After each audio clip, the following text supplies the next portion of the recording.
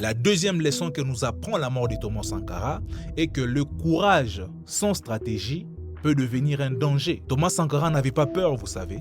C'était un vrai leader. Il dénonçait les choses ouvertement. Lorsqu'il parlait de la dette africaine, lorsqu'il parlait de l'impérialisme, lorsqu'il parlait des relations de domination, lorsqu'il parlait de certaines puissances étrangères, il disait tout ce qu'il pensait. Il n'avait peur de personne. D'ailleurs, lors d'un discours qu'il avait tenu à Addis Abeba en Éthiopie, où il avait incité à tous les dirigeants africains de ne plus jamais payer la dette. C'était un discours puissant, c'était un discours historique, c'était un discours courageux. Sauf que le courage sans stratégie, devient dangereux. Le courage est une force, certes, mais sans stratégie, vous savez, il devient une faiblesse. Sankara a défié des puissances internationales, vous savez, mais sans avoir au préalable construit un rapport de force assez suffisant pour s'en sortir. Cela me rappelle que parfois dans la vie, le courage seul ne suffit pas. La volonté seule ne suffit pas, mais il faut de la stratégie.